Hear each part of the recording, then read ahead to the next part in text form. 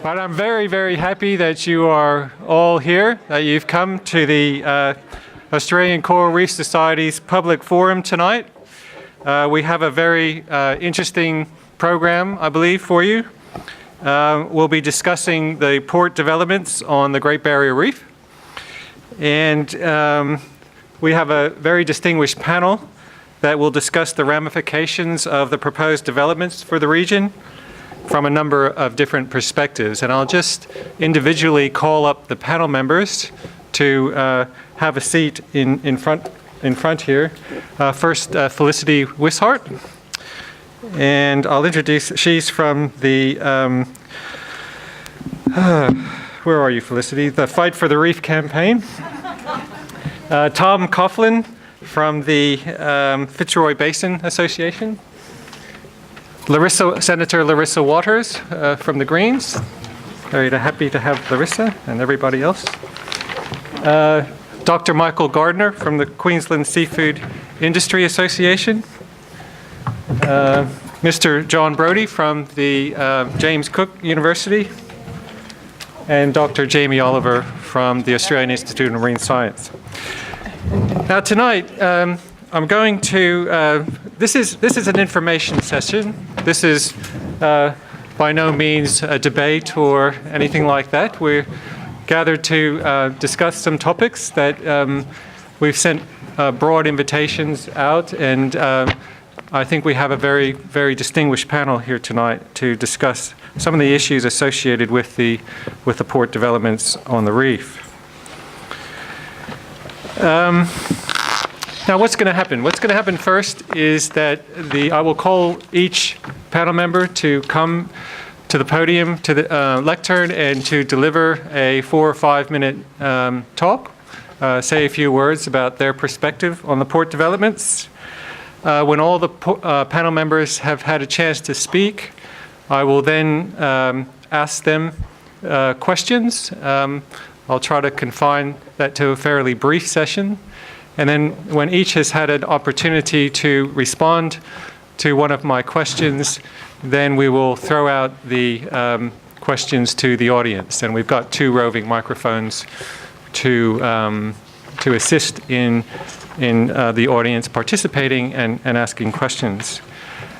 Near to the end of the session, I will then call the panel members back to the lectern for a final comment, 30 seconds to a minute, just that sort of takes into account the reflection, or reflects upon what they've heard throughout the last 90 minutes. And I may close with a statement or a question or 2. So that's how it's going to work tonight. I think I forgot to introduce myself. My name's John Pandolfi. I'm a professor of marine science at the University of Queensland. Okay, so without further ado then, I shall introduce our first panel member, Dr. Jamie Oliver. Jamie is the Research Director at the Australian Institute of Marine Science. He's held that position since 2009. Prior to that, he was at the World Fish Centre from 2000, and he's been chair of the International Coral Reef Action Network Steering Committee. He was also a co-chair of the Global Coral Reef Monitoring Network Managing Committee.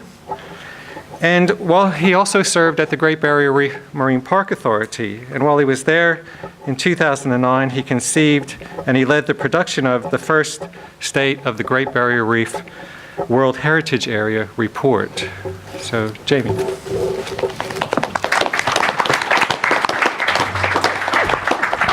Thanks very much, John. Okay, I'd like to start with a couple of remarks, not so much about ports, but about the role of science, and in particular publicly funded research organizations such as AIMS, in contributing to controversial issues such as ports development in Australia generally, in particular on the Great Barrier Reef. Now, an organization like AIMS, its main purpose is to gather information that will help to provide the kind of evidence base that's required for decision making. And we really are about collecting biophysical information, and using that information to see whether we can develop models and an understanding of how ecosystems will respond to various perturbations, both natural and anthropogenic. Now, on top of that,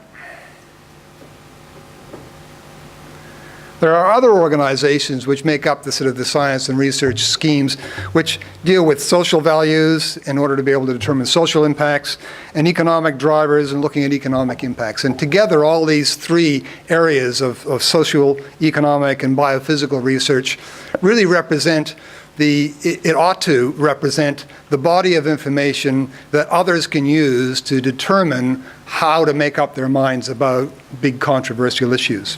So I believe that science has a very important role in terms of developing the information base. And that's going to be used by a number of other groups. There's going to be groups in civil society who are going to then advocate to the decision makers based on that information base.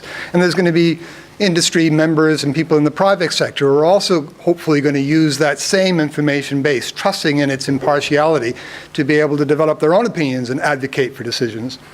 And then finally, you're going to have the decision makers in government who are going to also draw on that information base and also listen to the various advocates to make up their final minds on what should be done. So what is the role of science as I see it? Now, this is the role of science, not necessarily scientists who may decide that they want to be advocates as well, but science generally and publicly funded research organizations should really be looking for high-quality, unbiased information that can be used for evidence-based decision-making, recognizing and quantifying the level of uncertainty in that information base, and then perhaps developing plausible scenarios as to what might happen under various conditions or various activities that potentially may cause controversy and impacts. So what I'm going to do is try to give you a little bit of a balanced view of some of the information that we know on one hand and one on the other. And I know there's a friend of mine who once said, wouldn't it be great if we only had one-armed scientists, because you wouldn't have someone saying, on the one hand this, but on the other hand this. I'm going to be an overtly two-handed scientist here and try to give you a bit of information that I think may point to one answer, and other information that might point to another, and really say, that's what we should be doing, and it's up to others to make up their minds as to what should happen. So the first point I want to make is that the recent Marine Nation report put out by OPSAG has determined that marine industries are worth $44 billion per annum. And that's expected, that's a 65 increase since 2000, and it's expected to increase to over 100 billion by 2025. Marine industries are bigger than agricultural generally within Australia. And a lot of our marine industries depend on ports in order to be able to, because of these marine industries are largely export industries, especially minerals and energy industries, and they almost all depend on ports to be able to realize that enormous profit that brings well-being, economic well-being to Australia. So this is an important issue that really means that we have to think very carefully about what the trade-offs are between allowing economic development and protecting precious environments. I'm going to be very brief. I'm going to talk about a couple of things, and many of you here, if you've been during the talks, will already be very well aware of this. I apologize for the repetition. But the key points that I wanted to make is, I'd like to address, the whole issue of ports development at the scale of the GBR. And it's very different from looking at ports development at the scale of Abbott Point or Gladstone Harbour. There is a great deal of concern. The World Heritage Committee is very concerned about the future of the reef as a result of cumulative impacts. So what's the backdrop to the issue of how will dredging impact the reef generally? Well, first of all, it's against a backdrop of a 50% decline over the last 25 years, quarter century or more, where we've seen a 50% decline in coral cover as a result of factors that are unrelated to dredging and to port development: crown of thorns starfish, cyclones, and coral bleaching. We're also looking at a backdrop of inshore corals also showing major declines as a result of water quality. probably related largely to terrestrial runoff from agricultural activities. And despite an enormous effort that David Wackenfeld recently just talked about in terms of being able to reverse the kinds of land use practices that have caused these kinds of declines, we're seeing good positive signs there, but the reefs are still going downhill, and they're going downhill in almost all of these areas. So we're getting a very poor to very poor prognosis for reefs, both inshore associated with water quality issues and terrestrial land use, and offshore related to cyclones and crown of thorns. This is a busy slide. It's mainly to just make sure that I want to say a number of points just in conclusion. AIMS has been doing a lot of work at the large scale, and apart from the fact that we're looking at a major decline and therefore additional threats as a result of port development, we do know some things. We know that sedimentation and turbidity from dredging can definitely kill corals. These are facts that people can draw on. We know that. We know that uncontrolled dredging has had major impacts on reefs in other countries. So dredging has killed reefs. We do know that there have been some small dredging activities on the GBR, which have been very well monitored by the Marine Park Authority in many years past, that have shown very minor impacts at all. So it's possible to do dredging at some scales and not see major impacts. I'll point out that the dredging that's being proposed in the future, and the kind of dredging that's just begun in some areas, is much bigger than that. But it is possible in theory to have dredging that will have minor impacts if it's really well controlled. The scale of the immediate impact has been on some port activities has been very well monitored. So a lot of ports are extremely well monitored, and we probably would be able to make some sort of predictions about what kind of impact you'd likely to see in a port district itself. What we don't know is what kind of leakage that has out into the overall region around a port. What kind of impacts would we see from major port developments? We don't have that data. There's an enormous amount of data in ports, very little outside. And we need that to be able to link to the kind of broad-scale monitoring that the Australian Institute of Marine Science has been doing, telling us about the conditions of the GBR generally. Ours isn't sufficiently detailed to be able to look at the regions around ports, and we don't have that data. We need it quite badly. However, it's also, on the other hand, important to realize that the scale of activities around individual ports and the scale of the immediate impacts, immediate direct impacts, is likely to be extremely small in relation to the scale of the GBR, 350,000 square kilometers to over 2,000 kilometers in length. So these are very small areas that, if you're looking at just the indirect impacts, they might be controllable, and they might not be all that significant in terms of the GBR. There's going to be another slide of what we don't know, so just hang on. There's a major potential for economic growth. I've said that in Queensland. That depends on port activity. On the other hand, the GBR is a World Heritage Area, and it is incumbent on Australia to therefore sort of take that into account and ensure that additional care is given in terms of deciding on what activities should be allowed in order to reduce the risk of major impacts in that area, even more than in other areas in Australia. What do we not know? We really don't know how localized dredging affects the broader region around a port. I've mentioned that already.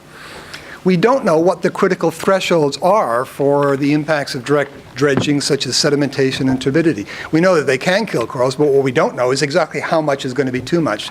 There's a lot of research that could be done and should be done to be able to really refine that so we can make more accurate predictions about what might happen. We don't know what the impacts of various contaminants that are often in the sediments that are being dredging might have on the various biota. We've really been concentrating mainly on turbidity and sedimentation, but there's a lot of other nasty things that go on. We don't know what the impacts would be. And the other thing is that while we've done a lot of work on the impacts of the actual dredging and digging activities and looking at the immediate surrounding areas in terms of corals and sponges, both on the GBR and in Western Australia, we've done very little work on the fate of the dredge spoil, which is dumped further offshore and can, in theory, have a long-term impact in terms of drifting off that area and having major impacts. So again, these are things that we don't know. and we would have to make some very sort of ambitious guesses in terms of determining what kind of impact these dredging activities would have if we don't do that research. And finally, what we don't know is what the cumulative impacts of dredging are in terms of the multiple stressors that may occur over multiple years at multiple sites, and what that might, how that might affect the GBR generally or the regions around there. So we are faced with making decisions now in a state of very significant scientific uncertainty. I think I'll leave it at that. Thanks.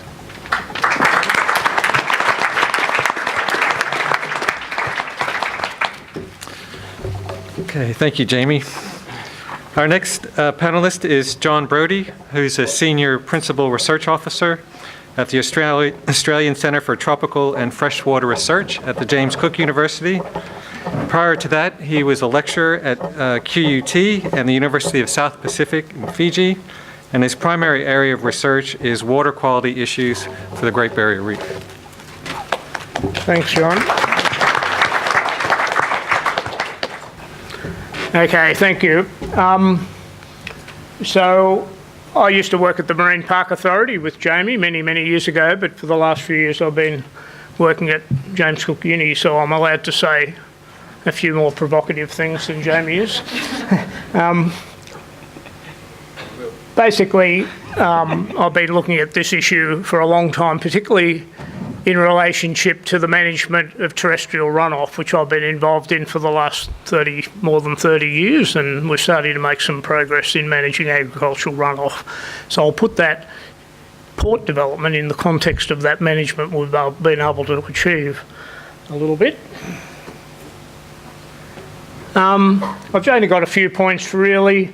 Much of our problems about port development are the governance structures, and particularly large port developments with multiple developments going on at the same time.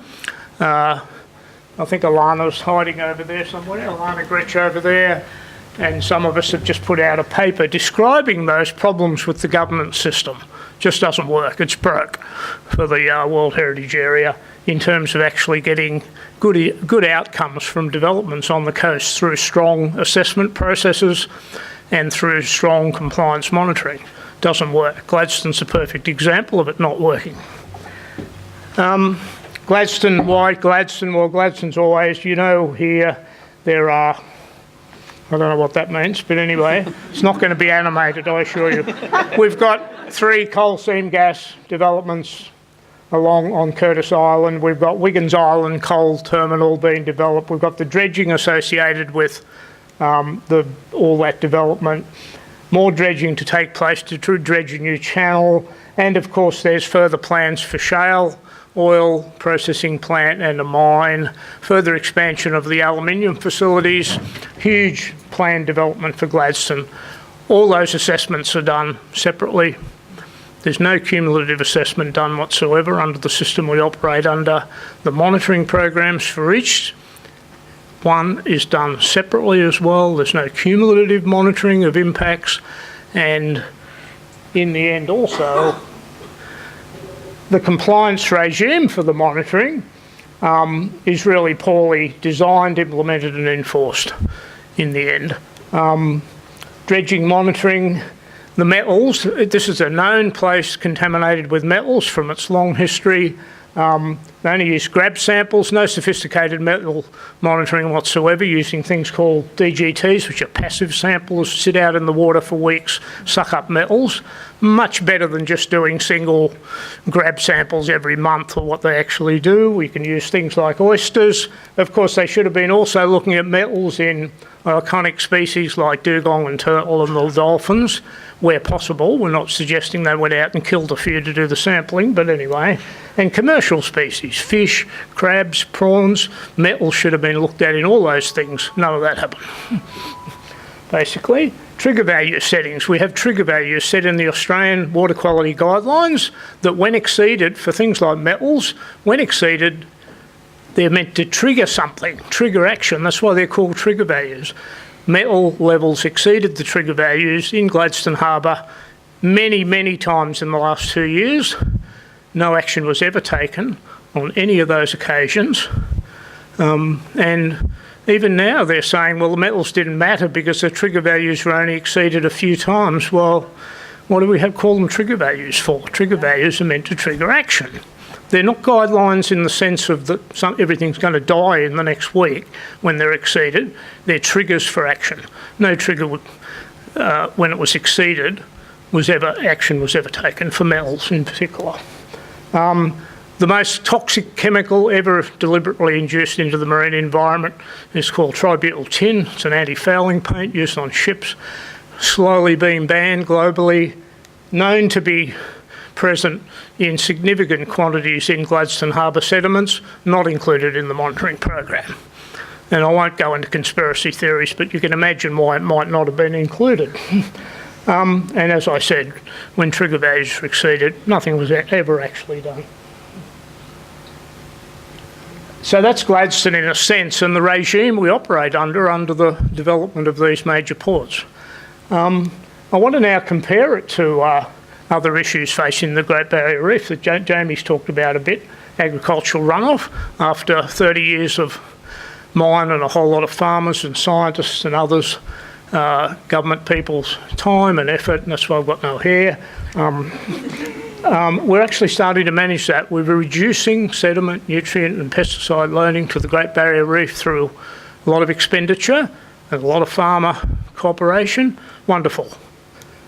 Climate change. Well, fishing, we've had the rezoning in the Great Barrier Reef. We're managing fishing and to a reasonable extent. Trawling maybe, I think Rachel Pearce, I don't know whether she's here, but she's going to tell us tomorrow how well we are managed, whether trawling management working and so on. And we've heard a lot about that in this conference as well. Climate change we're not managing, so let's forget about that, not likely to shortly. Port development, this is the big emerging issue. There's probably more than 10 million tonnes. The numbers are fluffy because we don't know which projects are going to go ahead. It could be 40 million tonnes of dredge spoil is about to be dumped offshore. And if you were in here earlier, you saw Dave Wackenfeld put up those large numbers as well. That's wonderful to compare in the $200+ million we've spent under Reef Rescue and the Reef Protection Act, Queensland half. Over the first 3 years of that program, we've saved, we think, up to maybe 400,000 tonnes. That will all be wiped out very quickly by the increase in dredge spoil dumping of exactly the same material. Some people say that the dredge spoil is different material from the river discharge. It isn't. There's no evidence to show it's any different. Of course, that stuff came from the river in the first place. It's equally harmful as far as we know, and this just wipes out Reef Rescue in one go. Now, back to Jamie's point, we've just got a regime of poor management at the moment, and this is pretty awful in that back 20 years ago, Jamie Oliver and I and some other people in this audience maybe, Dave Wackenfeld, no, I think they're not allowed to be here, sorry. The Townsville, relatively large dredging was monitored very well, great compliance, and with minimal impacts. It can be done. So this isn't a story everybody wants to hear, that we can manage dredging if it's done properly. What Jamie said is true as well. This is a really big dredging we're talking about now, and that might cause us some problem. It is not impossible to manage dredging. I'll finish off with saying, of course, UNESCO's looking at us, and as far as I'm concerned, up to now, we've responded to UNESCO's concern in a zero fashion so far. I'm sorry about those who are involved in the strategic assessment and several other things. I don't think anything I've seen done yet allays one of UNESCO's concerns. And that's the end. I might just finish also by saying, why are we doing it poorly now when we could do it well 200 years ago? Sorry, 20 years ago. We didn't have the problem 200 years ago. And the answer, I'll be frank, the answers are in Gladstone's $80 billion with a B. So quick and dirty, take the flak when it comes later. Let's not worry about it now. And we saw a wonderful talk about Western Australia and Montebello Islands earlier in the day here. Shows the attitude's exactly the same there as far as I can tell. Take the fines, take the take the pain afterwards and just get ahead and do it so there's no hold-ups whatsoever. Thank you.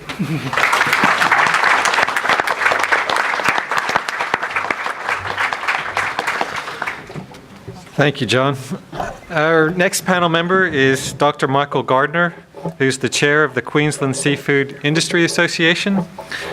QSIA is the peak industry body representing the Queensland seafood industry, and it represents professional fishers, seafood processors, marketers, and retailers. Michael?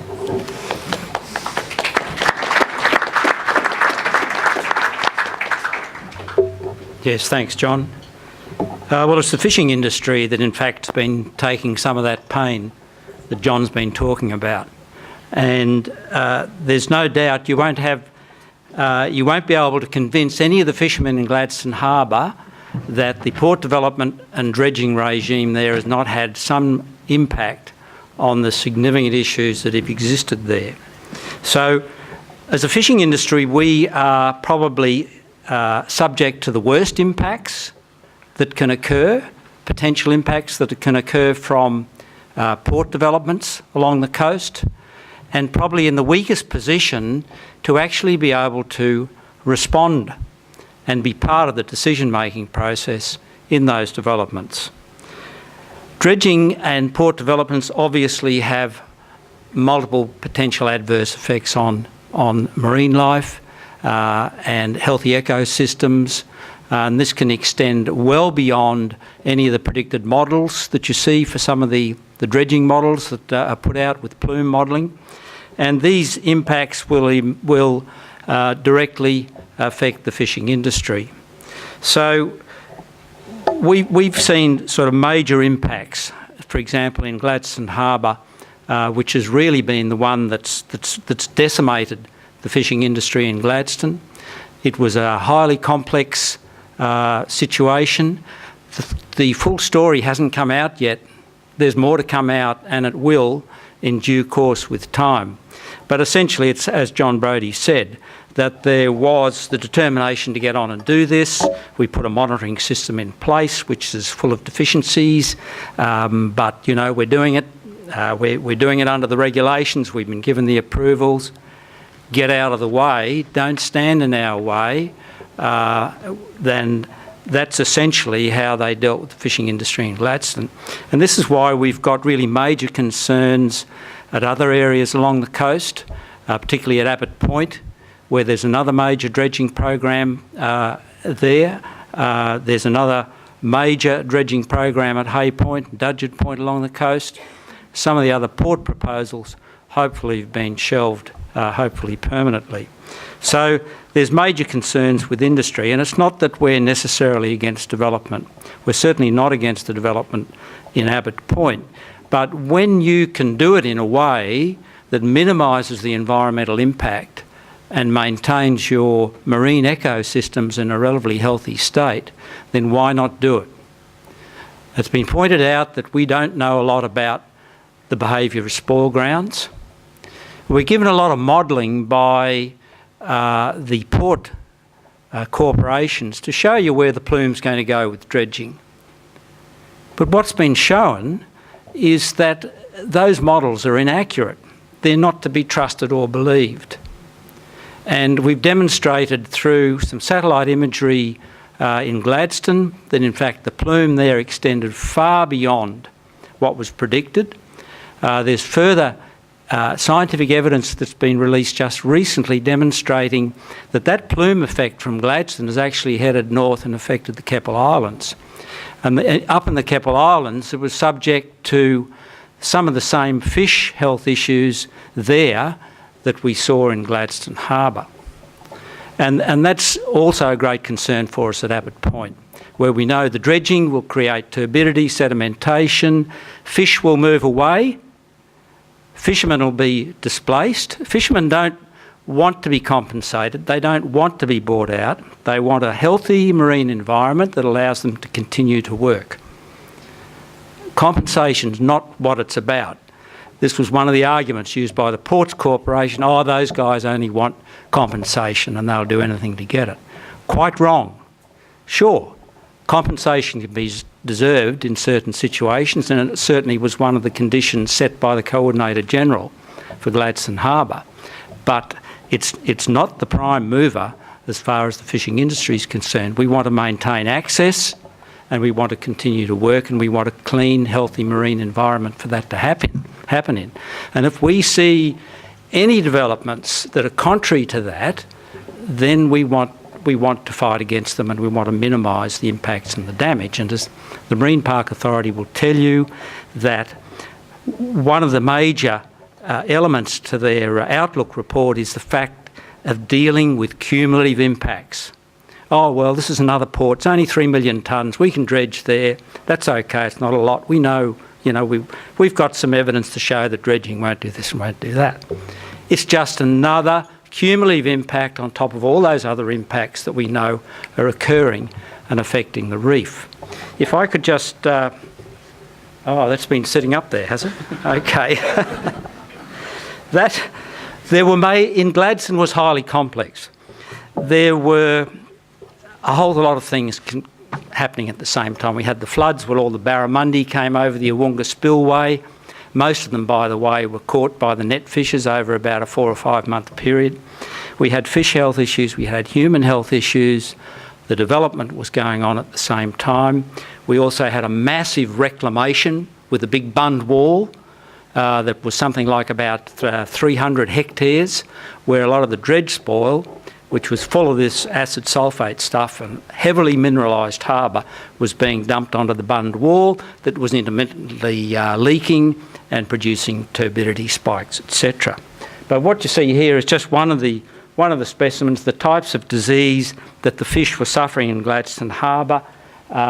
There was a parasitic fluke that affected the eyes and produced blindness. But undiagnosed was all these sorts of lesions here. Ulcerative, red flashes, ulcerations, loss of fin rot, these sorts of problems. Here's another fish. It wasn't just restricted to barramundi, it involved multiple species. And at one point in 2011, 80% of the barramundi that were caught by the net fishermen had evidence of significant disease. The harbour was closed for 3 weeks. The reputation of Gladstone Seafood was trashed because of this. And during this period, we had a Ports Corporation that says, well, we've done our water testing, it's okay. Not our fault, got nothing to do with us. How can you have a sick ecosystem and turn around and say where you've got multiple animals involved? Turtles had subsequently shown to have exceedingly high levels of toxic elements, heavy metals. We had dolphins floating around in the harbour, dugong floating around in the harbour, dead barramundi. These fish, a sick ecosystem, and yet the water's fine, there's nothing wrong with it. Of course, there's got to be something wrong with the water. This is just to show where, this is Gladstone Harbour, and this is satellite imagery. Now, if you just look at this zone here, which of interest was actually the compensation zone, as it turned out. That's a whole another story we won't deal with, but their dredge plume was just in this area here where I'm running with the laser pointer. This is the imagery that shows that, in fact, it's much more extensive than that, and that was independently commissioned to do that by the fishing industry in Gladstone. Further to that, we've got, now I understand there's studies which have demonstrated that plume, because this essentially was the spoil ground here. This is where they were dumping all the spoil. This is what they're proposing at Abbott Point, to do the same thing. Oh, you pick the best site for us. You tell us where you want the spoil dumped so it doesn't really interfere too much with their fishing activities. What sort of nonsense is that? What they need at Abbott Point is a jetty extension, a trestle style thing that's not going to impact on water quality, it's not going to impact on the marine animals, and it won't impact on the people that are utilising the resource. So, just a photo of the bund wall. No problems with the water quality. Everything's okay. And just to show that it was multi-species, these are actually recent photos. This is still ongoing, okay? The floods were blamed back in 2011. Oh, it was the floods that did it. This is ongoing. There's some sharks here that have got this red rash, ulceration on the back here. All these animals immunosuppressed. And here's a barramundi that was found floating in the harbour, dead. You can see it's got the eye disease and something, I don't know what's happened to its tail, but these are the red flashes you see, and we were seeing them on lots of fish, particularly out around the spore ground. It was almost as if they had these red flashes on their face, almost as if they had swum through an acid bath.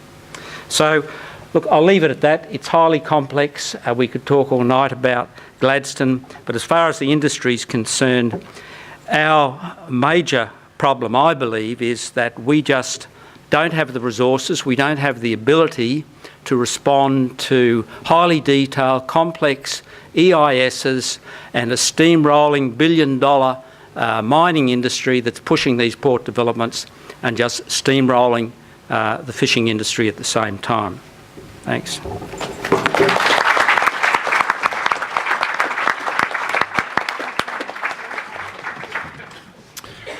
Next, I'd like to call Larissa Waters, the Senator for Queensland since 2011. Larissa is the Green spokesperson for the GBR in Coral Sea and the World Heritage area. She has a Bachelor of Science and a Bachelor of Law. Between 2002 and 2011, Larissa was a lawyer with the Environmental Defender's Office.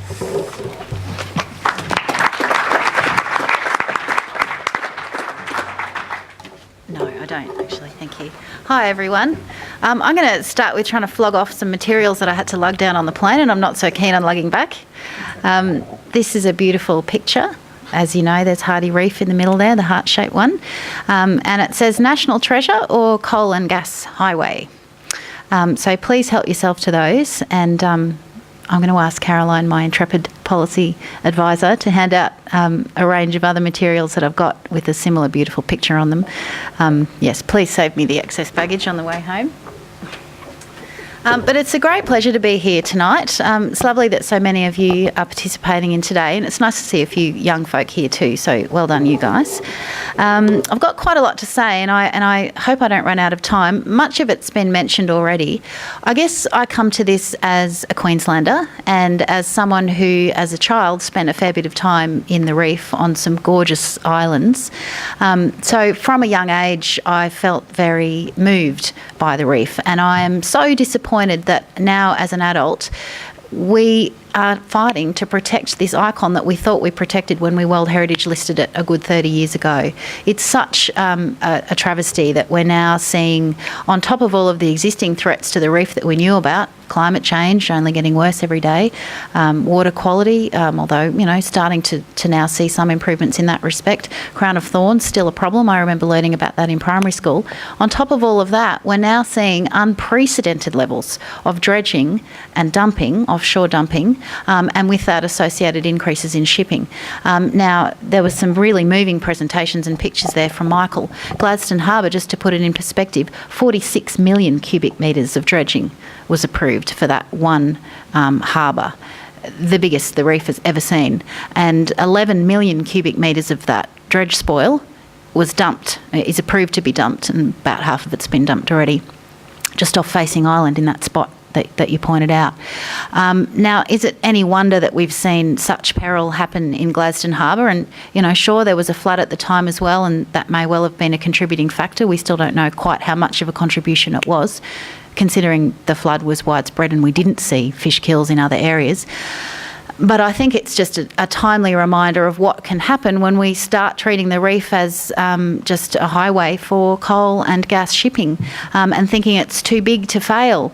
Well, I'm afraid the World Heritage Committee doesn't agree, and when you've got a monitoring mission that comes out here to, you know, a developed nation, quite proud of our environmental record, and says we are extremely concerned about your management of this seventh natural wonder of the world, then we really, as a society, but particularly as a government, should be acting faster to do something about that. I was really crestfallen when UNESCO came out with some really strong and clear recommendations that, couldn't be misinterpreted. And then still the government managed to write this kind of rhetorical, fluffy 80-page or so report that really didn't have much concrete action in it to address those concerns and to attempt to follow through on those recommendations.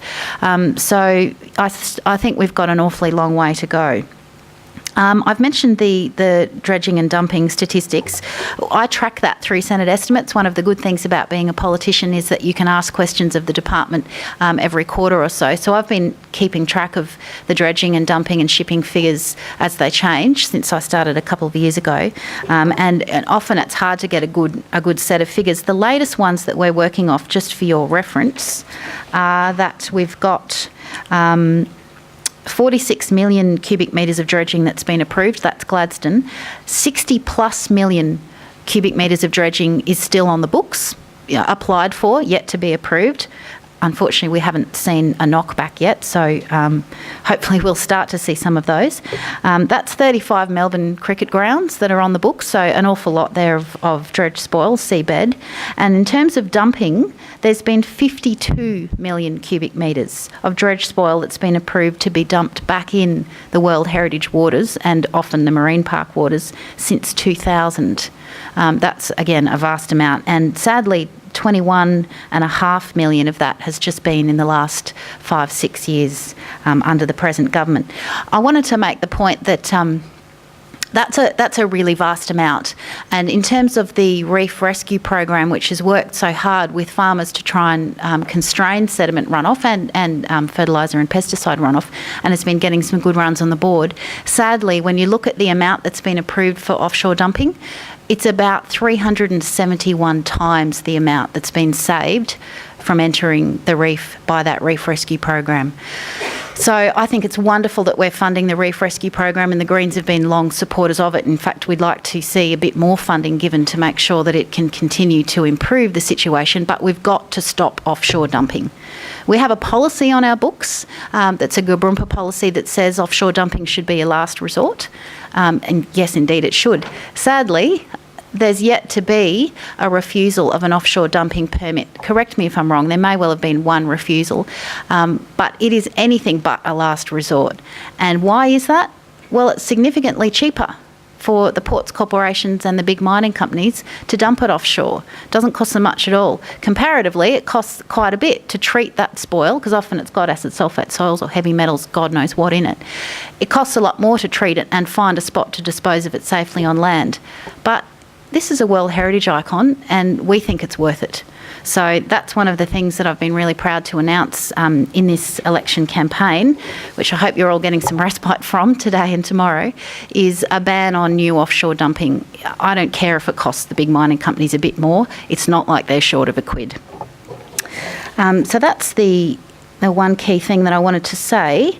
I've also been really proud to be able to introduce legislation to implement those recommendations of the World Heritage Committee, which in essence, boiled down, say no new ports in pristine areas, no new damaging port expansion, so that covers your Abbott Points, your Gladstone Harbours, even your Fitzroy Delta areas. They also then said that there should be a net benefit test for any new development. And lastly, they said we shouldn't approve any more development of any nature until a comprehensive strategic assessment had been completed. Now that's variously on track to be completed either now or later this year. We don't quite know when it'll be released. And UNESCO will then consider that at its 2015 meeting. So my bill essentially adopts those 4 recommendations and says, hey, look, if it's the future of the reef at stake, if we could possibly bear the international shame of having a World Heritage Site on the in danger list when there's only one national park in the US that is on that list, and all of the other sites on the in danger list are not in developed nations, then we've got to do everything we can to avert that. The point about pristine areas is a really important one, and I want to just, for any of the folk who think that we just don't like anything at all here at the Greens and that we're total joy killers, happy to say no, we're not. But interestingly, there are 12 ports in the Great Barrier Reef already. And the latest figures that I've seen, and I'm happy to be updated, but they're only a month or so old, are that we're using about 50% capacity of those existing ports. So we've got 12, we're only using half of their capacity. Why are we now planning then to expand or build 5 new ones? We just simply don't need to use them. And that puts aside, of course, the argument about what are these ports being built for. Well, it's mostly coal. One of those proposed 5 either new or expanded ports is not for fossil fuels, all the rest are. And I'm afraid in this age of climate change, we've got to stop exporting coal as quickly as possible. That was once controversial, but I'm really proud to say that is absolutely our view. We've got to do something about climate change. Not just for the reef, but for the rest of our entire existence and economy. So on that point, there's been a bit of talk about Abbott Point, and as you know, the decision on that was due and it was deferred, so it's now due after the election. It could well be a different minister that makes that decision. There's been some talk about alternative models that don't involve dredging, and we welcome that, but I am concerned if we are seeing proposals to facilitate the doubling of coal export through Queensland. And whilst trestles would certainly assist the fishing industry, and that's very important, and would constrain some of those other water quality impacts, you just can't get past the climate impacts of that massive amount of coal in the Galilee Basin that Abbott Point is being expanded for. So I'm pleased that there's some lateral thinking going on, but I will just put folk on notice that we will fight the Abbott Point expansion because it is bad news for the climate, it's bad news for the economy, and it's terrible news for the reef. I wanted to flag that some recent research that was done by Gbrmpa about that dredge spoil travelling further than previously thought. Now, I'm sure that most of you are across this, but I found it really instructive. In the Abbott Point proposal, the proponents said, oh, look, we don't actually know where we're going to put this stuff. You just pick a spot and fine, we'll put it there. And the fishing industry rightly arced up and said, well, don't put it right there in our best fish breeding and fishing spot. That's a terrible notion. And the company then said, oh, well, we don't know where to put it. What was then revealed was that the modelling that the company had done and relied on for their dump site didn't take into account the latest modelling approaches that Gbrmpa had been working on, which was to include 3D modelling and wave and tidal. Is that right? There were quite a few facets. Ocean current, thank you, deep ocean currents and 3D. They were the 2 facets that have now demonstrated that in fact dredge spoil moves much further than anybody previously thought. So all the more reason to not have any of this stuff in the marine environment simply for the sake of saving the big mining companies a few dollars. The strategic assessment, I just wanted to finish on that because as a lawyer I like to get my head into these things. I think when UNESCO said you need a comprehensive strategic assessment of the reef, they had in mind something like an actually comprehensive plan that, sorry, but not to mince words, that considered all of the inputs. Nothing was going to be approved until it was finished, so you had a kind of hold so you could get a genuine take on what the reef could withstand. And one that then perhaps ended up with a zoning plan or something like a zoning plan that you and I would think of as, okay, no, don't go here, no-go zones, this kind of activity is all right here. But sadly, and it's been very difficult to get detail out of the department and the government about this, it doesn't seem like that's what we're going to get out of this current so-called strategic assessment that's now overdue. What legally a strategic assessment is under our laws is basically an assessment of whether the state laws are sufficient to take the place of federal laws in protecting the Great Barrier Reef. Now, the short answer to that is no, they're not, because Campbell-Newman just repealed many of them, which kind of makes it hard to do a strategic assessment when the laws that you're assessing are being repealed as you're doing the assessment. But secondly, the other result of a strategic assessment is to then put that state government in the shoes of the federal government to issue future approvals. Now, as you probably have heard, this is a plan that the Coalition have got, and they want, in fact, to hand off all of federal environmental approvals down to the states, which we are opposing with every fibre of our being. Labor at one time proposed that as well. Thankfully, they backed away from that. So we're trying to stop that from happening, but the sad thing is on the reef, that's what's destined to happen under the current strategic assessment. So I wrote to UNESCO and said, please tell the Australian government that is not the sort of strategic assessment that you had in mind. And I'd urge you, if you agree, to similarly share those views with UNESCO, because I think they're quite good at seeing through the government spin. I've been very impressed with their analysis. So I think they'd be receptive to hear input, particularly from experts such as yourself. So I'm getting the wind-up call, and I'm sorry to rabbit on for so long, but there's heaps that I wanted to say. But I just want to finish up saying last weekend we had a wonderful rally in Brisbane where we had, maybe, was it 4,000 people, Flick? It was quite a lot of folk who were rallying to save the reef, and Felicity's organisation, Australian Marine Conservation Society, in conjunction with WWF, have been running a fantastic campaign to help save the reef. I hope you've seen Bob Irwin on the ads, because he's tops. This is your reef, but you're going to have to fight for it. Well said, Bob. So I'd urge you to get behind the campaign that AMCS and WWF are running, and just know that I think the community's really with you, and it's really wonderful to have folk who dedicate their time to study the reef and to share your knowledge, and in the hope that decision makers can then rely on that improved information to try and make better decisions, because as both John and Jamie pointed out, sadly our laws are just incredibly underwhelming at the moment. No cumulative impacts, dodgy environmental impact statements, poor water quality conditions, poor monitoring of those conditions. We've got so far to go, but it's folk like you that can help improve the system and help provide the information that's needed for the folk who make those decisions to actually make the right call. So thanks for doing what you're doing. And at the risk of being political, think about the reef when you vote next Saturday. Thank you.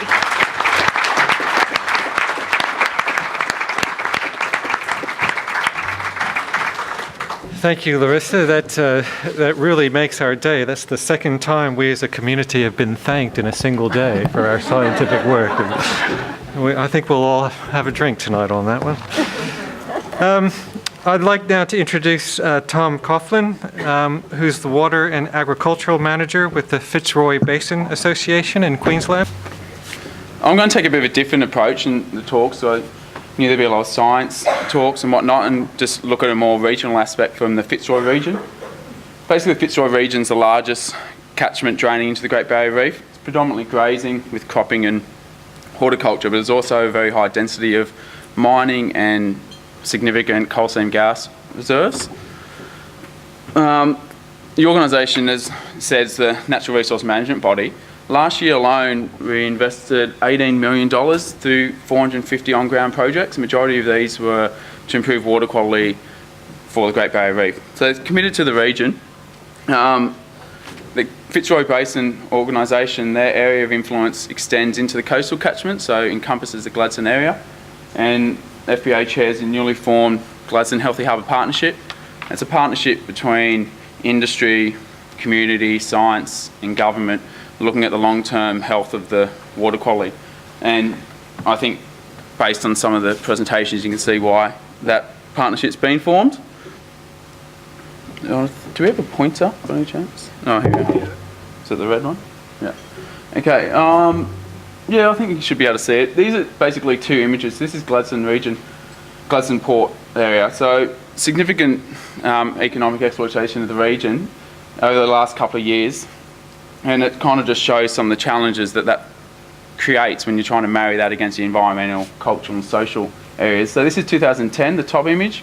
This is 2012. So in particular, this is Curtis Island, as John was talking about, the coal seam gas. So within 2 years, there's been significant. This is Fisherman's Landing, where they're literally just extending out from the land and creating new port area.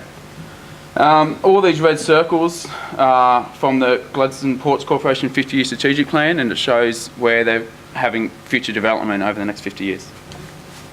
Port Alma. Port Alma's to the north. It's a relatively small port, gets maybe ships once or twice a week because there's an explosive plant there, and also recreation fishermen use it. One of the challenges though is that this purple area is the Gladstone Ports Corporation land. So one of the challenges we're having is this lack of understanding between different legislative bodies, community groups, all that, as terms of, is this part of Gladstone Ports? FBA's view is that we shouldn't be expanding on new facilities until current facilities are completely utilised. Interesting on the 50% utilisation across the region, all that sort of stuff. But there is significant plans for development in this region. So the Fitzroy Terminal project is a consortium by the Mitchell Group, and for the development of 25 million tonnes of coal out of that region, out of that port.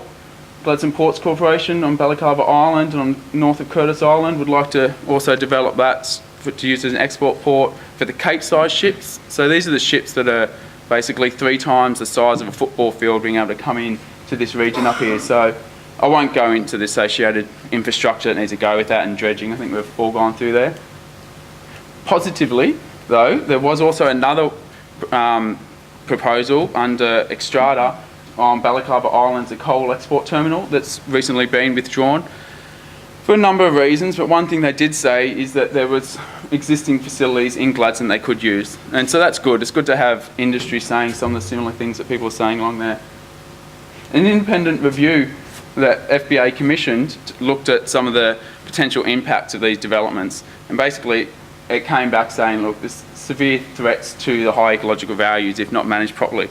In particular to this guy, I'll just use as an example. Everyone likes a pretty animal. This is the Australian snubfin dolphin. It's Australia's only endemic dolphin species.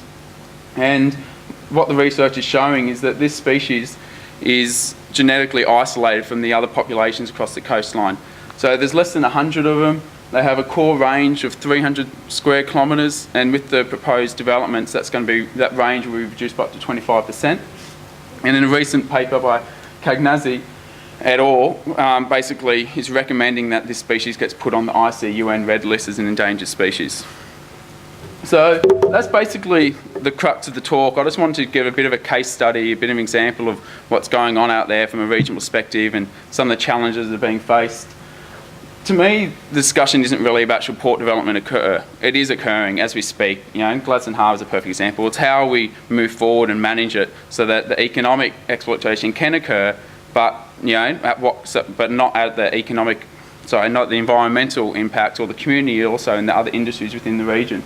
So, and that's looking at. Let's move across here. So to me, I guess the key point that I would like to bring up is that not expanding on other areas into the Port Alma that isn't part of the Gladstone Ports Corporation. It is part of the Gladstone Ports Corporation, but it's not part of Gladstone Port. They are separate ports. Not going into those areas, utilising what we've got at the moment, cumulative impacts, looking at all those things, look at incremental changes, but also not just the other impacts from the ports, but the other industries that are putting pressure on those resources, as well as urban expansion, population growth, all those sorts of things. John brought up the paper by Gresh et al. Saying it highlighted, I'm just going to bring you back into it, Alana, she's here for questions, highlighted some of the failings of the ports, the current strategy, but I think the paper is actually a little bit more positive than that. It also provides ideas on how to move forward. So there's 13 guiding principles on port management and shipping and all that sort of stuff, and they're really good starting points to get the discussion going. Strategic assessments, how those debates. But in my mind, the real challenge is trying to get that bipartisan political support and basically the will to do the job properly all the way through. But I'll leave it at that because I think we must be running out of time anyway. And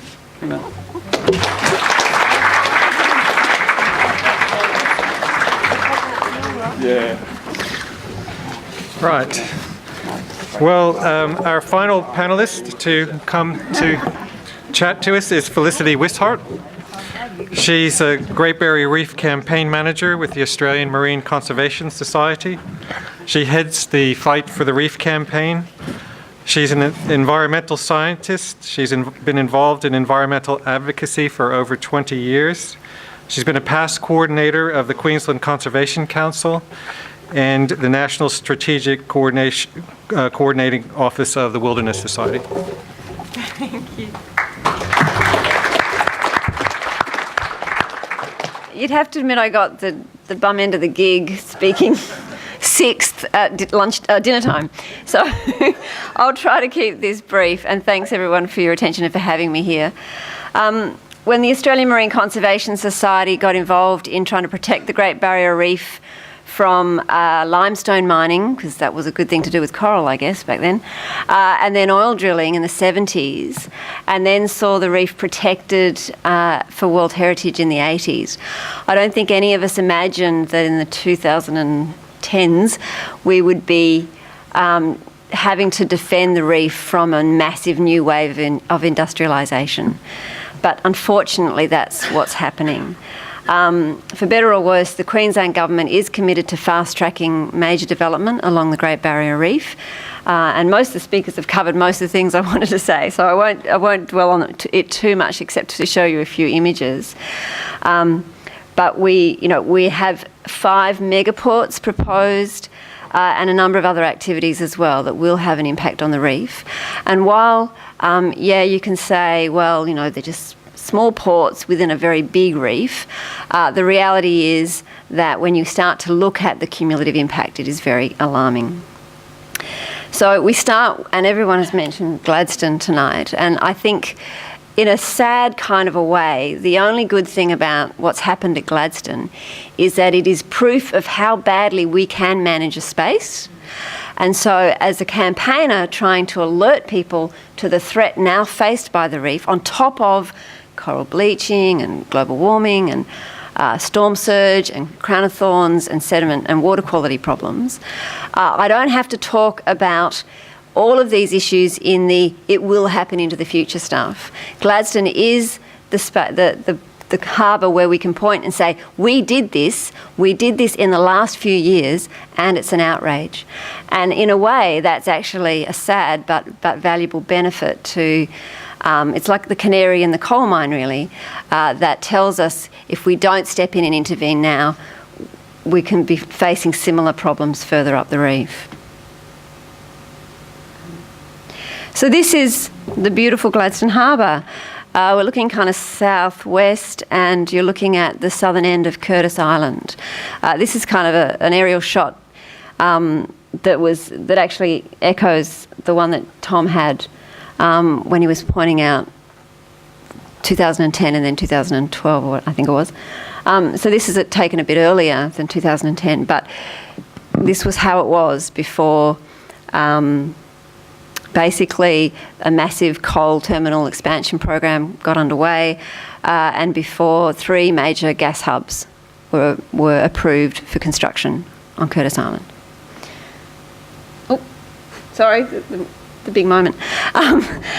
That's what we've got now. So I guess the things that stand out from that are the poor water quality, the massive amounts of sediment in the water, the massive clearing that's occurred for the construction of those gas hubs, and the number of boats, as you can see. And Gladstone, I think it was last year, had the highest number of incidents of accidents with boats. And it is like it's a bit like a air traffic controlled space place now in Gladstone Harbour. You can't just wander in there. You've got to actually alert the port that you're there, and tell them what you're doing and move out as quickly as possible.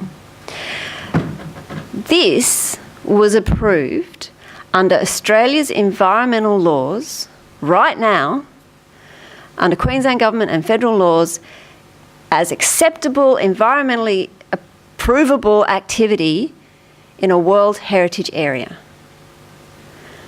What are we thinking? How can this be the case? If that's how we treat a World Heritage Area, what chance for the reef? To this day, I just can't quite believe it. That's what we had. That's World Heritage quality looking reef and harbour to me, and this is what we've turned it into. It's simply not good enough. And the fact that it might be only a small portion of a massive reef isn't good enough either. So sadly, I wish it was only Gladstone that we were worried about, but it's not. We have these other port developments further north. So again, Tom talked about the Fitzroy Delta, which is part of the Gladstone Ports Corporation, but which is a relatively untrammelled and beautiful place. So as well as the Fitzroy, so there's the Mitchell Group wanting to do a transshipping exercise there. Interestingly, in the Australian today, there was a story that said that Tony Burke, the Environment Minister, wrote to the Mitchell Group and said, your proposal to have barges running 24/7 out of the Delta and into the deeper water, and then have a transshipping operation where you move coal from the barges onto the big ships right next to a pink zone, where there's important turtle nesting habitat and so forth, that is actually not likely to be an acceptable use under the Great Barrier Reef Marine Park Act. Hallelujah. And he suggested that them spending a lot of money on pursuing this activity might be a bad idea. Good on you, Tony Burke. I don't say that very often. So, and the response from the Mitchell Group, oh, well, we're going to continue doing what we do. And I'm not surprised, because we haven't actually seen the ALP standing up and saying, no, we're not going to allow any further development in the reef. They approved Gladstone. And we've seen the coalition saying when they get in, they're going to hand back responsibility to the states.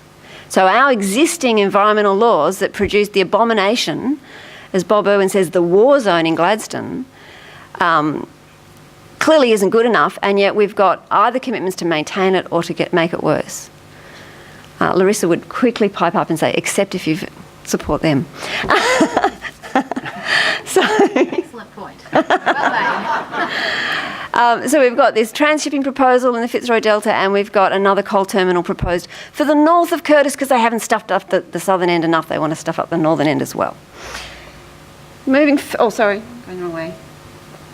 And of course, the thing to remember is that we're not just talking, when we talk about coal ports, we're not just talking about trestles, jetties and big ships. We're also talking about massive coal stockpiles. This is Gladstone Harbour, but if you go further north from the Fitzroy Delta to Mackay, you've got two massive stockpiles and terminals there at Hay Point and Dalrymple Bay. As a consequence of the expansion of Dalrymple Bay without sufficient settling ponds for the runoff, the creeks, or the local creek near that port will, at an average size rain, run black. And then the coal dust runs into the mangroves and into the reef. They finally, after a 3-year campaign by a local in Mackay, agreed that they probably need to do something about expanding the number of settling ponds, but it's going to take them another 3 years. This is how our reef is being treated. It's simply not good enough. And now there's plans to create another port terminal for coal with another big stockpile of coal at Dudgeon Point, sort of round the corner, also near Mackay, to more than double the amount of coal going out of the Mackay region at the moment. As we travel further north again, we end up at Abbott Point, and the plans for not 1, not 2, not 3, not 4, but possibly 5 new coal terminals. And while people again are saying, oh yes, and I understand that the argument from the fishers, if you create a trestle, then you're not going to create as much damage to the reef, you're not going to require the dredging and the dumping, and we've heard all about the problems there. But Cayley Valley wetland, sitting alongside and part of the Abbott Point area at the moment, is destined to be turned into a whole bunch of coal stockpiles, when you've got a reef that desperately needs its natural filters to be restored and enhanced. So it's madness. If we move further north again, we hit Townsville, where there's plans to more than double the size of the Townsville port. They don't even quite know what for yet. But, port development is driven by ports corporations who are a law unto themselves, who essentially, wholly owned subsidiaries of the Queensland government, and expansion is the name of the game. One of the challenges with the economic pillars of Queensland, we've got tourism and we've got agriculture and we've got mining and we've got construction. So building more ports is a really good thing in its own right, if you are into, stuffing up the reef. Beyond Townsville, we've got 5 million cubic metres of dredging proposed for Cairns to allow the very biggest of the cruise ships in there. And we've even got a proposal for a coal mine, a boutique coal mine, on Cape York Peninsula near Princess Charlotte Bay, where again, a sort of transshipping activity would occur to get the coal out of that area right in the middle of some of the most important dugong habitat around. It's a bit grim, really. On top of that, you've got maybe 7,000 coal ships, up from 4,000, travelling through the reef if all of these developments go ahead. And I think we're only just starting to really understand the sorts of extensive impacts that large-scale shipping can also have to the reef. When you add it all up, it can be pretty grim. But the good news, in fact, there was a beautiful little banner that this young woman had painted for the rally that we had in Brisbane on the weekend. And it said, this sort of sad little face, she's got this little banner, and it said, "If we don't do something about the port developments, it won't be the Great Barrier Reef, it'll be glum." It'll be the glum Barrier Reef. And I kind of thought, yeah, that sums it up. So the good news is that we don't have to accept this. We don't actually have to see this as the future for the Great Barrier Reef. We can actually make a difference. We can say to our governments, no, we don't want to see this future. I'm running a campaign called the Fight for the Reef. I would encourage you all to come to sign up if you haven't already and be part of that campaign. And remember that if you don't, the grumpy turtles are going to get you.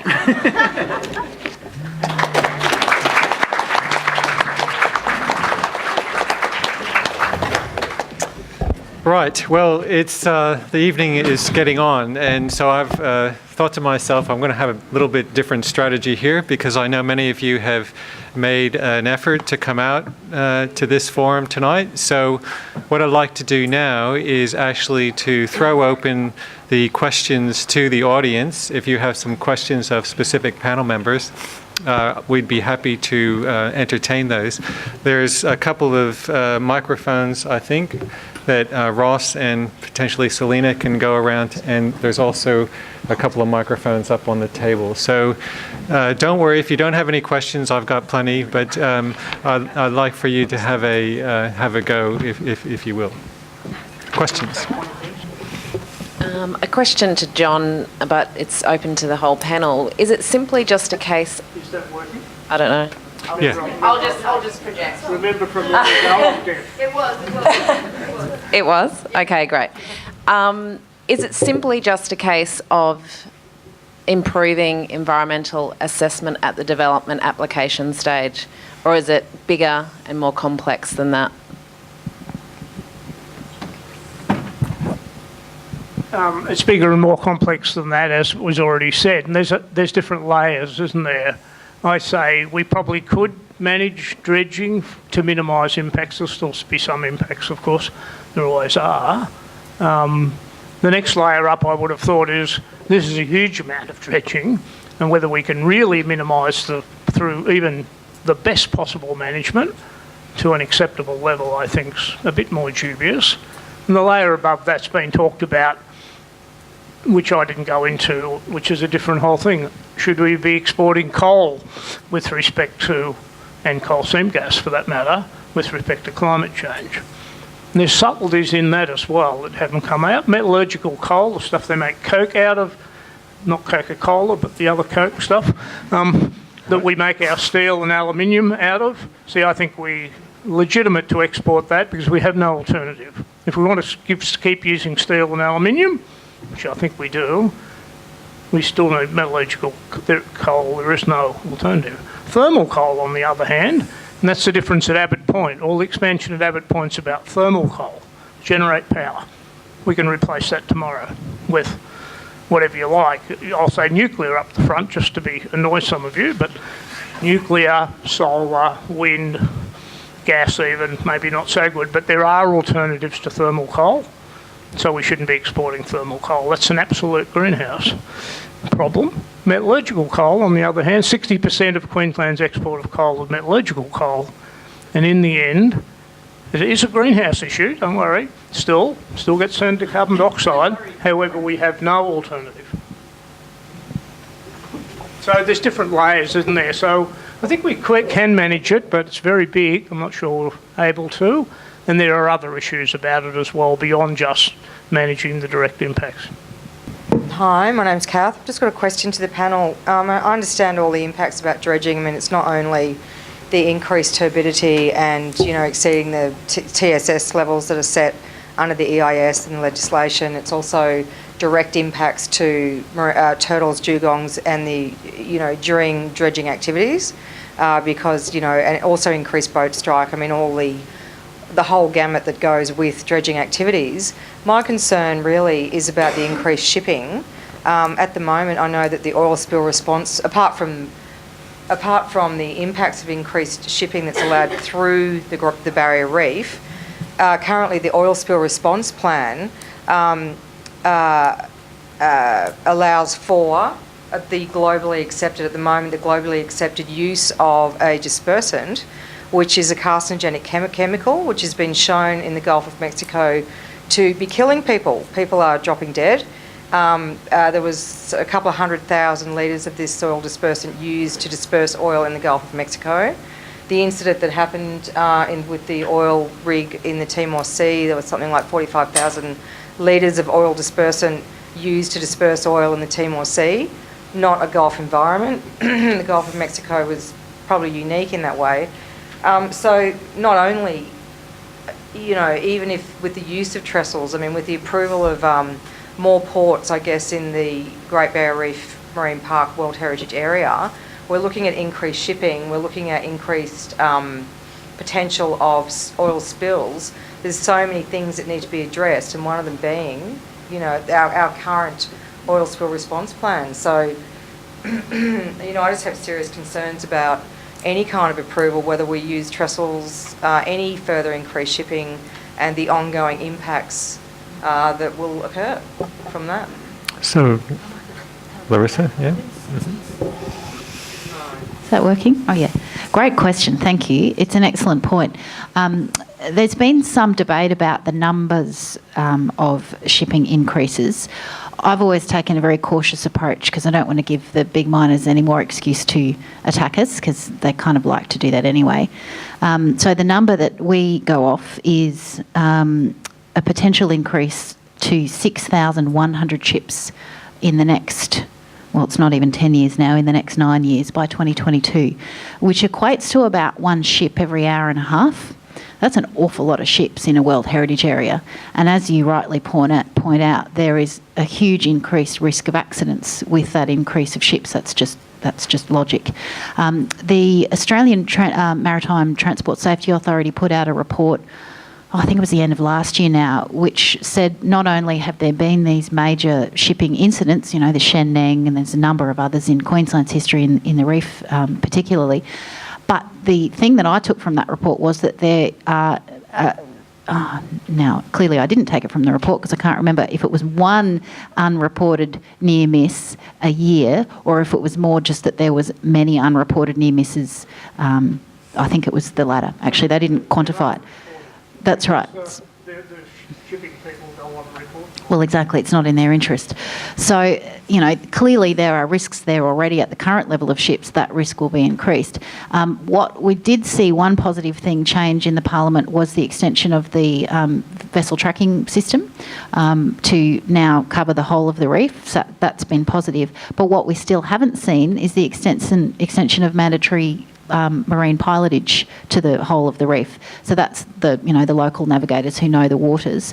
That's still not mandatory in the southern part of the reef. So I think that's the least thing you can do. It adds about $8,000 to have a marine pilot on board for the length of the reef, which is a drop in the ocean compared to the value of the cargo, and of course compared to the cost of cleaning up after a spill and the damage that will never be repaired. I think that Douglas Shoal will take 20 plus years for that coral structure to be even anywhere near what it used to be. The use of dispersants I don't know much about, but I've made a note of that and I'll look into it because clearly you're going to create problems by not only putting a pollutant in the water but then using other pollutants to try and fix it. The best approach is don't bloody have a shipping accident in the first place, which is why we've focused on the safety standards. But I'll have a look into that oil dispersant. I might get your card afterwards. Thanks for that question. I just want to bring up something you might be all interested in. There's another part of the Great Barrier Reef that we all forget about, north of the northern boundary. It's in Torres Strait. absolutely part of the Great Barrier Reef. Wonderful, still in probably the best condition of any part of the whole Great Barrier Reef is in Torres Strait. There's 200 kilometres of it still before you get to the last Cay, Bramble Cay, right in the north, almost to New Guinea. That's where the issues of shipping are dramatic. You've got people living on the islands, small communities on Coral Cay Islands. The passage is enormously, much more complex than anything that occurs within the Great Barrier Reef Marine Park. It's a nightmare passage north of Thursday Island there. There is compulsory pilotage, but the Australian government will not enforce that. So what that means in the end is the Australian government is when ships do not have a pilot, they will not go out and, it's hard, I admit, they will not go out and arrest the ship or something. They just don't do anything. And we don't have good numbers, but the numbers of unpiloted ships going through Torres Straits are closely kept secret, but there's a big proportion. And the increase in shipping, because of the new port in New Guinea called Daru, and the East Coast increase in shipping, much of which will go through Torres Strait, to me presents a bigger problem for shipping, and it's associated with the coal export as well, to that part of the Great Barrier Reef than to any other. But all of our strategic assessments and everything else forgets about that important part of the Great Barrier Reef because somehow it's not within that silly boundary. It's not a question as much as a comment.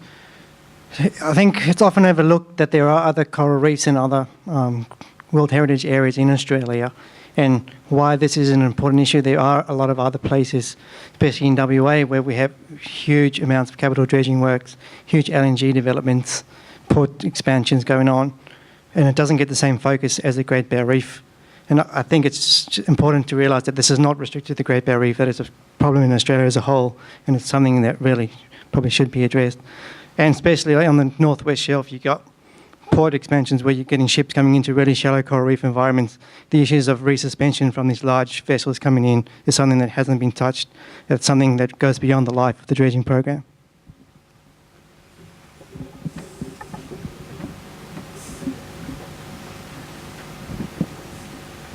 Oh, I was just going to comment that I had an email from someone who works on one of the,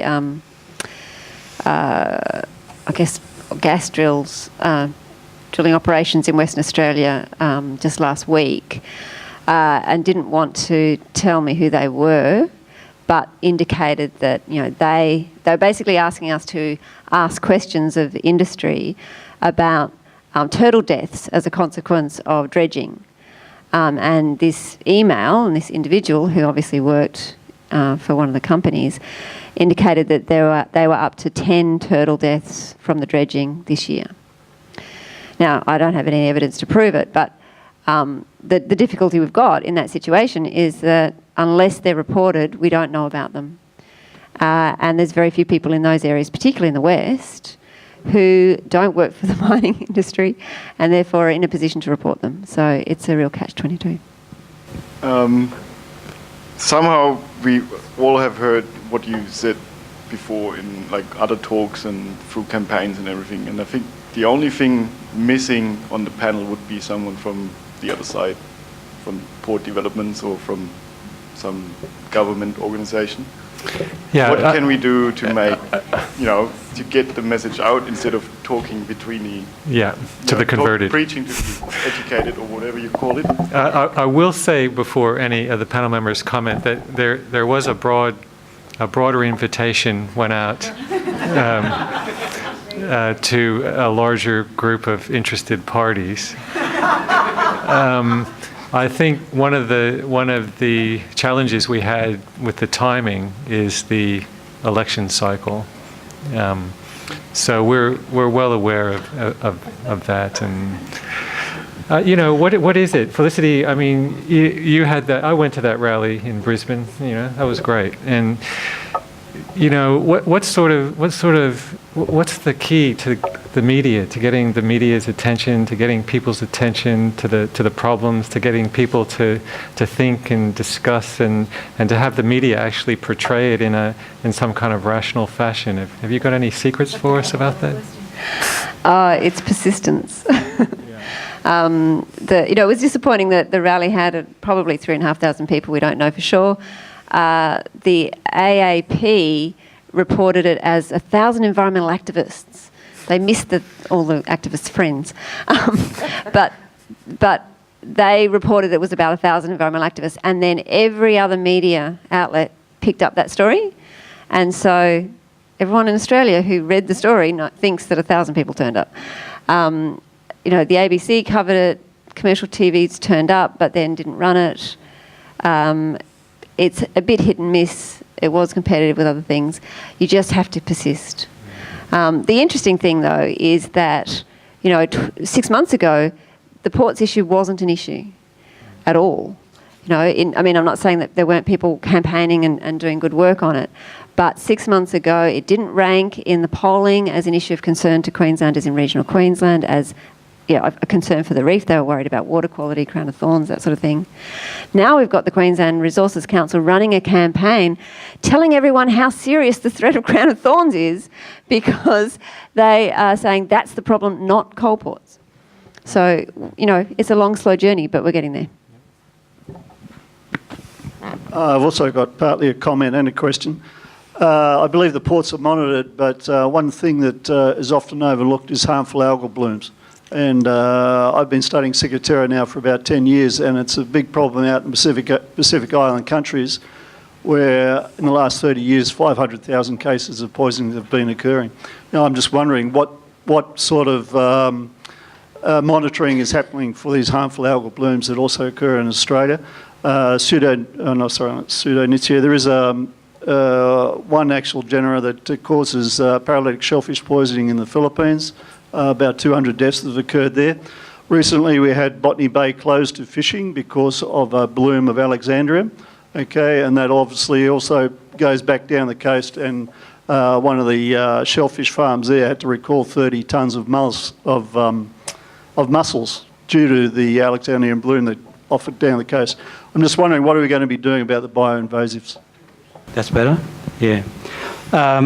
Yes, that's very, very much the case. Certainly in Gladstone Harbour we had a number of instances where we had acute allergic reactions to contact with the water at various parts in the harbour. And I think what we thought the problem was simply these algal blooms. There were some problems with eyes as well, contact dermatitis. There were multiple staphylococcal infections infecting fishermen that were cleaning fish tanks in the harbour, etc., probably independent of these algal blooms. There was a report undertaken, I think Leonie Anderson was the author, that demonstrated that there were algal blooms in the harbour, and that the comment was made by the scientists that these could have contributed to the diseases in the fish. That report was withheld by the Gladstone Ports Corporation for something like, I think, about 18 months to 2 years, only released this year. And I think that's an example of the manipulation and dishonesty of the Ports Corporation. There's multiple examples of that.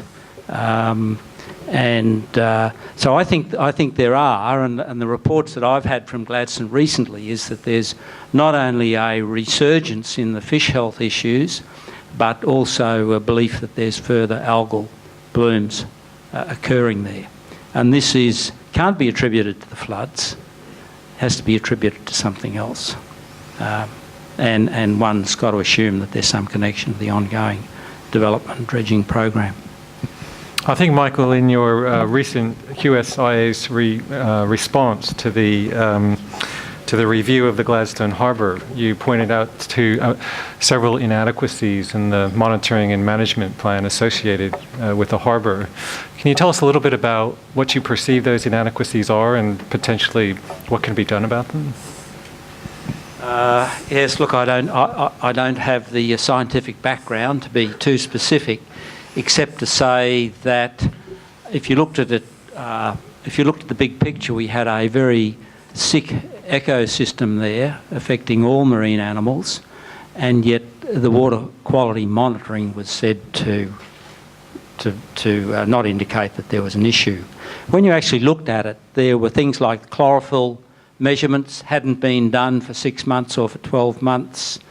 Some of the position of the monitoring was also altered. I'm assured by one of my colleagues up there that's put an enormous amount of effort into researching a lot of these aspects, has said that the monitoring has been changed, the time frames for monitoring have been changed, and some of the monitors have actually been changed. So they're no longer near where the bund wall is leaking, but they've put them out in a different location. So I think there's been a lot of manipulation that's occurred there. And I think it's a significant issue. And I said I think there's still a lot more that's going to come out about Gladstone Harbour. Could I just add to that?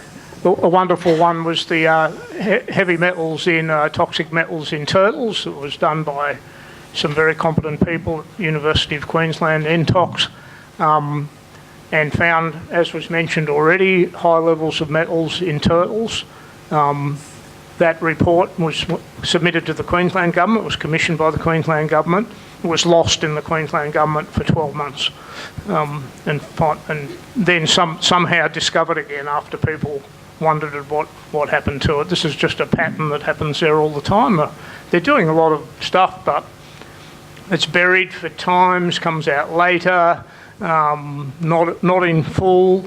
I won't go as far as to say results have been changed, I don't know that, but they're just prevaricating, really, just dragging it on so that they don't actually have to do any better management right now. I think one of the other things that hasn't been mentioned is the potential problem with microbial sort of blooms that can happen during dredging, both the microbes that exist in the microbial community in the sediments, but how that might also, the effect of the sediments and new substrates being released, how that might actually affect microbial communities that are already in the water column or on other areas of substrate.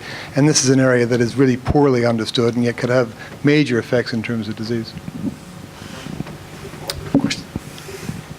I was just wondering whether anyone on the panel would maybe think that sediment export from degraded catchments into the Great Barrier Reef is potentially a bigger problem than the effects of dredging, given that dredging campaigns are essentially one-off events in time and the export from the degraded catchments is ongoing. And I just had a look on my iPhone at the export of sediment from the Burdekin River, and I saw that was 2.5 megatons per year. And I know that's a big river, but it's one of many in the region. So at a rough guess, I don't know, I think we'd be looking at tens of megatons a year from catchments into the Great Barrier Reef. Has anyone done the calculations to work out how much of that sediment export is from actual degraded catchments and how much is natural, and whether that, if it's in the order that's greater than what's proposed to be dredged, should we be focusing on fixing that problem as a priority over, or as the number one priority for, solving the problem of increased sediment and sedimentation, suspended sediment in the Great Barrier Reef? Well, obviously, I put some of that up. I should have went into more detail. The total sediment delivery from all the rivers to the Great Barrier Reef's less than 100 million tonnes. And of course, some of that's natural, probably a quarter of it roughly, probably increased 4 times since through erosion, agriculture and the like. So the natural load might be closer to 25 million tonnes, although, that's a fluffy number because we're modelling what was happening in 1800. But it's as good as we might get at the moment. As you saw, I think people put up, I think it was actually, were you in here when Dave Wackenfeld was putting it up, and Larissa's given the numbers as well. The amount to be dumped, and it isn't one go, it's going on and on and on over many years now, into the future is bigger than that number, bigger than the total load of sediment annually out of the GBR. And each year on those projections, now that assumes all these developments are going to go ahead, who knows, is equal to that annual load. So they're absolutely comparable. I'd say about the management, you're right, it is our big priority. That's what I've been doing for the last too long to think about, trying to get management of those sediment loads, and we've started to make progress. I think my point is for the dredging, we're not making any progress at all in managing it. So we are making some progress on agriculturally caused sediment delivery, and even a little bit on urban, not so good there, but port sediment delivery to the GBR, we're piling straight ahead and not even considering the alternatives that might reduce that. Yeah, I just had a question in regards to the comment that Larissa made about how the current ports are only being used to 50% of their capacity. I assume that it's somehow cheaper for them to develop new ports to use rather than use the existing ones. And I guess my question is, if, say, in a worst case scenario, all these proposed developments of new mining and all that were approved, would the current port situation have the capacity to deal with that? If they were to utilise everything to the maximum extent, could it actually be dealt with without actually creating new ports? Look, that's an excellent question. I don't know the answer. There's a lot of these proposals that are still on the books and still very early on in their stage of seeking approval. I hope that they don't all get approved. The amount of coal that's destined for extraction from the Galilee is something like 300 million tonnes, Caroline. I think my memory serves me correctly, around that amount. It's huge. And the 3 coal mines in the Galilee that the state government, Campbell Newman, has just approved, although some of them are awaiting federal approval still. Just 3 of those mines is equivalent to about 1.5 times Queensland's total emissions. So these aren't just your run-of-the-mill coal mines, they're bigger than anything we've ever seen before, and right when we're meant to be doing something about climate change. So in terms of could the ports handle it, I don't know, I haven't done those calculations. There's certainly an awful lot of coal export planned, and John mentioned as well coal seam gas, liquefied natural gas export as well is also driving those ports. I don't know, but we can't afford to export all of that from a climate perspective, and from the damage that will do to the reef, not to mention agriculture and all of our other industries that rely on a healthy climate. We can't afford to do it economically either. So please, let's not. Well, time's getting on. I know a lot of people made a big effort to come, so I might just end by throwing out maybe a potentially more pragmatic scenario that might happen, and that is we're faced with a very big force in the mining industry and a sympathetic government in the state. And, having faced with those sorts of circumstances that we have now, it is difficult for me to perceive that nothing is going to go forward, and in terms of port development. And so I'd like to know, in that context, assuming that we can't go to level 0 of impact or of development, what sort of strategies can we implement to minimize that impact?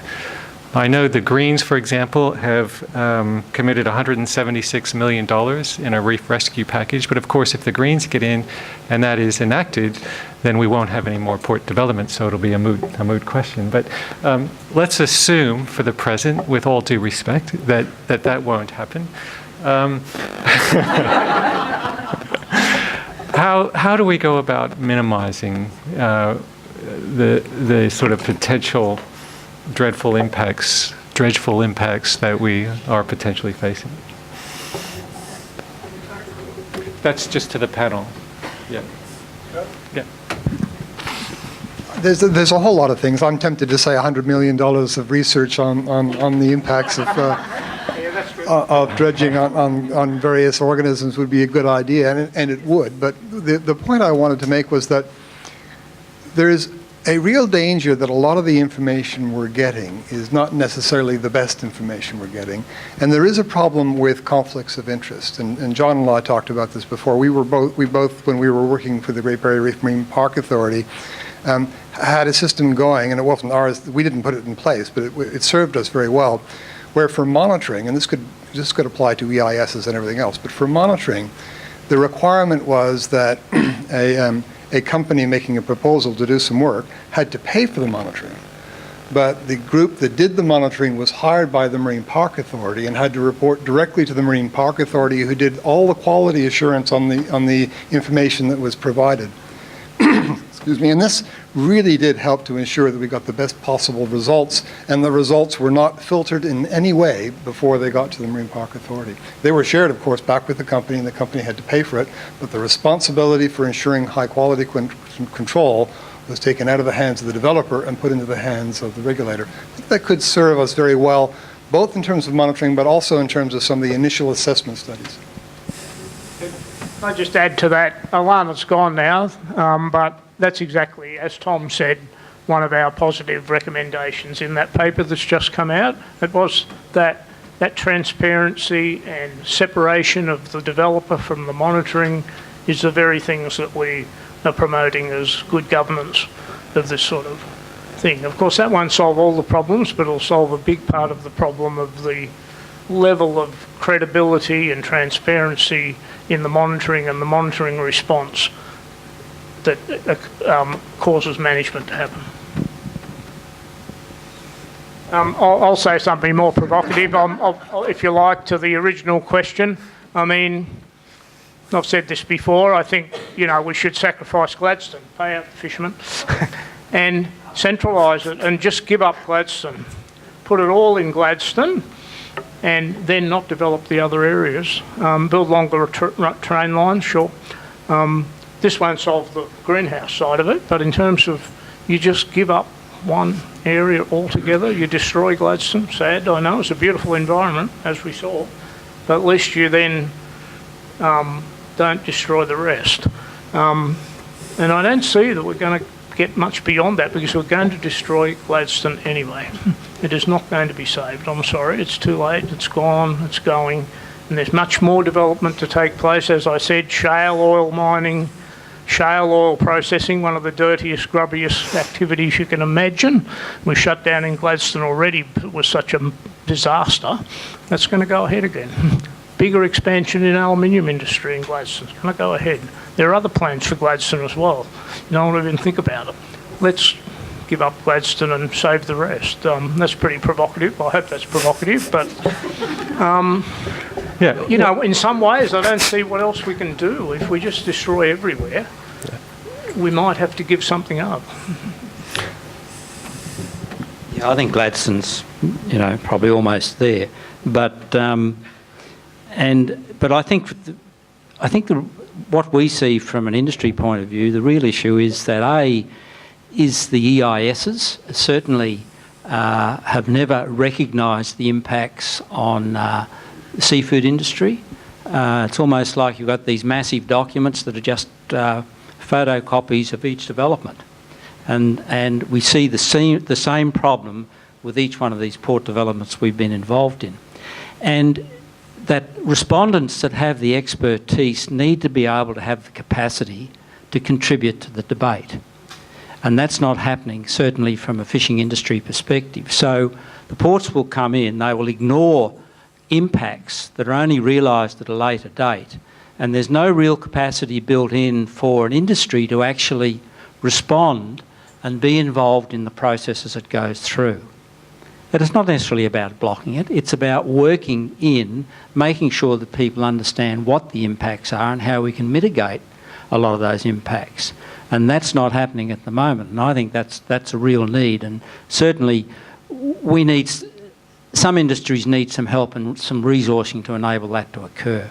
And that's something that's got to come from the government, and it's got to be the responsibility onto the proponents, I think, in these circumstances. Not happening now.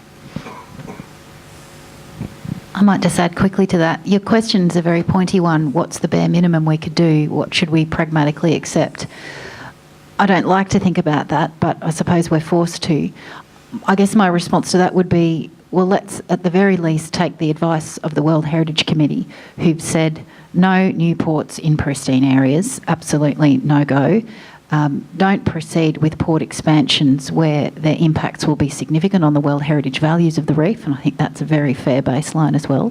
They've said all development should have a net benefit for the reef, which of course brings in the controversial concept of offsets, which we probably don't have time to go into tonight, but certainly has its pitfalls, and I wouldn't want that to see inappropriate development proceed just with the promise of some possibly dodgy offset somewhere else.